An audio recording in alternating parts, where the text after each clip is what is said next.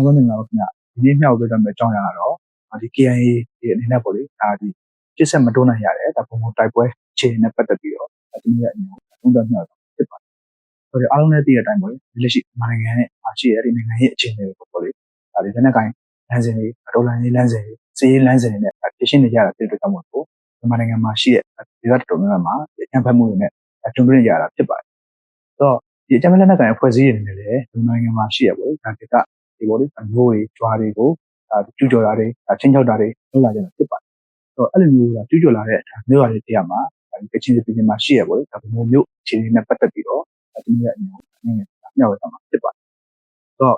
့ဒီဒါနဲ့ပတ်သက်ပြီးတော့ပေါ့လေဒါပထမဆုံးပြောမယ်ဆိုလို့ရှိရင်ဒါ KIA အဖွဲ့ဆိုတာတော့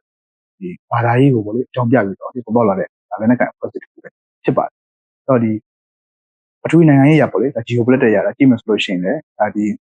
မြန်မာပြည်နဲ့ပေါ့လေဒါတရုတ်နယ်စပ်မှာရှိရနားမှာရှိရပေါ့လေဒါဒီအဖွဲ့အစည်းတစ်ခုပဲဖြစ်ပါတယ်။ဆိုတော့ညားလည်းပဲမြန်မာနိုင်ငံအတွက်ပေါ့လေဒီလိုမျိုးစိတ်ဓာတ်မရှိတဲ့ဒါအဖွဲ့အစည်းတစ်ခုဖြစ်တဲ့အပြင်ဒါဒီတရုတ်နဲ့အမေရိကန်ချားမှာလည်းဒါဒီကစားနေတဲ့အဖွဲ့အစည်းတစ်ခုလို့ပြောရမှာဖြစ်ပါတယ်။ဆိုတော့နောက်တစ်ချက်ကတော့ဒီ KIA အဖွဲ့နဲ့ပေါ့လေဒီလိုလက်နက်ကိုင်အကျိုးစီးပွားအတွက်ဒါဒီတိုက်ပွဲတွေပို့ဆောင်နေကြတာဖြစ်ပါတယ်။ဆိုတော့ဒီအားလုံးလည်းသိတဲ့အတိုင်းပေါ့လေဒါဒီကချင်ပြည်နယ်ဆိုတာတော့ဒီသဘာဝတည်စရက်တွေဒါအများဆုံးဒါဆွရှိတဲ့ဒီဒေသတစ်ခုလို့ပြောမှာဖြစ်ပါတယ်။ဒီကဘာကျော်ကြောက်စိမ့်တွေဒါပရင်းတွေ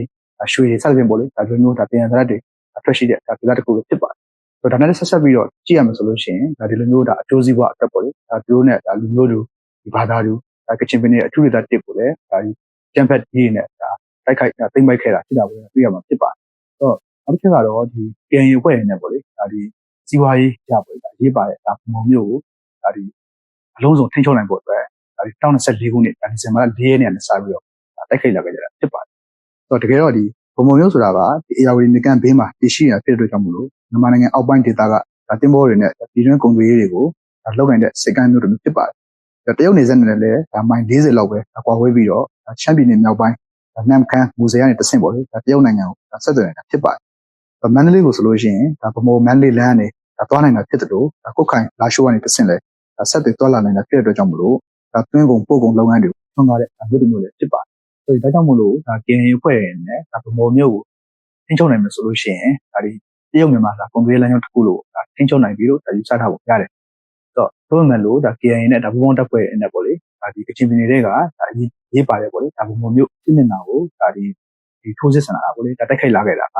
ဒါဒီအခုအေဗီလာကုန်ဆိုလို့ရှိရင်ဒါ၄လကျော်ဒါ9လတွေကိုရောက်လာပြီလို့ဒါပြောရမှာဖြစ်ပါတယ်။ဆိုတော့တစ်ဖက်မှာလည်းဒါဒီတပ်မတော်နဲ့ပေါ့လေဒါဒီငလျင်ဘေးရောက်မို့လို့ဒါဒီပြစ်ခတ်တိုက်ခိုက်မှုရစရေးဒါကျညာချက်တွေပေါ့လေဒါထုတ်ပြန်ထားတာဖြစ်တယ်။ဆိုတော့အဲ့ဒီကျညာချက်တွေကိုဒါအခွင့်ကောင်းယူပြီးတော့ပေါ့လေဒါဒီ KIA ဖွဲ့တဲ့အနေနဲ့ဒါဒီအေဗီလာပေါ့လေဒါ25ရက်စပြီးတော့ကြောပြန်ပြီးတော့ထိုးစစ်ဆင်လာခဲ့တာဖြစ်တယ်။ဆိုတော့အခုလိုမျိုးဒါဒီဗမော်မျိုးကိုဒါကြောပြန်ထိုးစစ်ဆင်လာတဲ့တင်မှာ KIA အဖွဲ့ရဲ့ပြင်ပေါ့လေဒါဒီဗမာ BGF တွေပေါ်ရခတ်တက်တွေအေတက်တွေလည်းပါတယ်လို့ဒါသိရတယ်ပေါ့။ဆိုတော့သူတို့တွေအနေနဲ့ဒါဒီဗမော်မျိုးကိုမတိုက်ခိုက်နိုင်တဲ့အတွက်ကြောင့်မလို့ဒါဒီခုဒီဗမော်မျိုးတွေမှာရှိရပေါ့လေပြည်သူတွေထိုင်တဲ့